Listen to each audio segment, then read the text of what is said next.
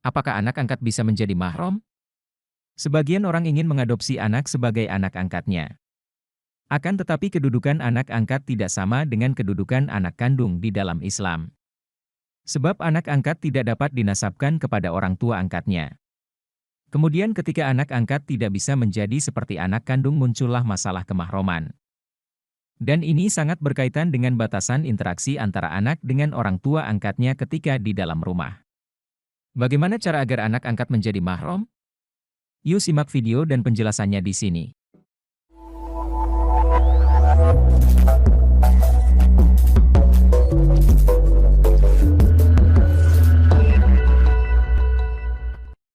Dua solusi agar anak angkat jadi mahram.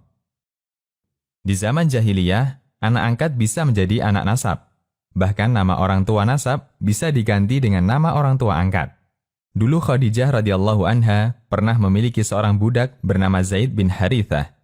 Budak ini kemudian dihadiahkan ke suaminya, Nabi Muhammad SAW, sebelum beliau diutus sebagai nabi.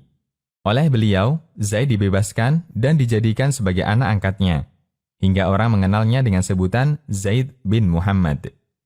Setelah datang Islam, aturan ini dihapus dan tidak diberlakukan. Allah Subhanahu wa Ta'ala berfirman, yang artinya, Allah tidak menjadikan anak-anak angkatmu sebagai anak kandungmu. Yang demikian itu hanyalah perkataanmu di mulut saja. Sedangkan Allah mengatakan yang hak dan Dia menunjuki kepada jalan yang benar. Quran Surat Al-Ahzab ayat 4. Ibnu Umar radhiyallahu anhuma pernah memberikan penjelasan tentang ayat ini, bahwa Zaid bin Harithah adalah mantan budak Rasulullah sallallahu alaihi wasallam. Dulu kami tidak memanggil Zaid kecuali dengan panggilan Zaid bin Muhammad, sehingga turunlah ayat, "Panggillah anak-anak angkatmu dengan menasabkan kepada nama bapak-bapak mereka, karena itulah yang lebih adil di sisi Allah." Hadis riwayat Bukhari dan Muslim. Ketika anak angkat tidak bisa menjadi seperti anak kandung, turunannya adalah masalah kemahroman. Karena ini kaitannya dengan menjaga interaksi antara anak dengan orang tua angkatnya ketika di dalam rumah. Ada dua cara agar anak angkat bisa menjadi mahram ini.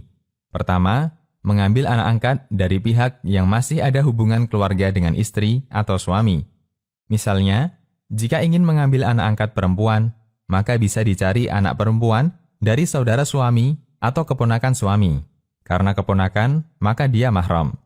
Jika ingin mengambil anak laki-laki, maka bisa mengambil anak laki-laki dari saudara kandung istri. Sehingga status istri adalah mahram bagi anak laki-laki tersebut karena istri adalah bibinya. Hanya saja perlu diperhatikan bahwa status anak angkat tersebut tidak seperti anak nasab, sehingga tidak ada hak warisan. Kedua, dijadikan hubungan mahram karena persusuan. Kita ikuti kaidah yang pernah disampaikan Nabi SAW. Dalam hadis dari Ibnu Abbas radhiyallahu anhuma, Nabi SAW bersabda, yang artinya, persusuan itu menyebabkan terjadinya hubungan mahram sama seperti mahram karena nasab.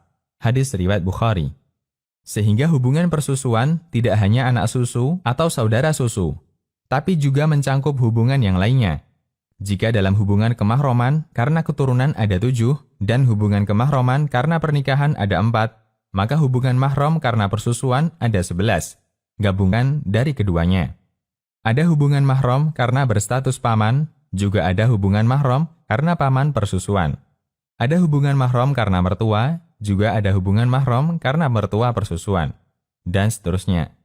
Jika anak angkat itu disusui oleh istri adik Anda, maka hubungan mahram anak itu dengan Anda adalah paman persusuan.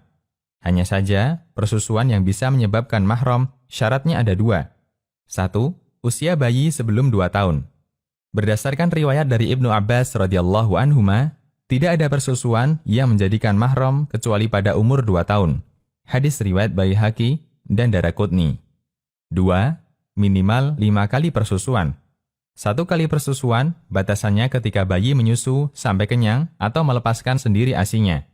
Dari Aisyah radhiyallahu anha, beliau mengatakan, yang pernah diturunkan dalam Al-Quran adalah bahwa 10 kali persusuan menyebabkan adanya hubungan mahram.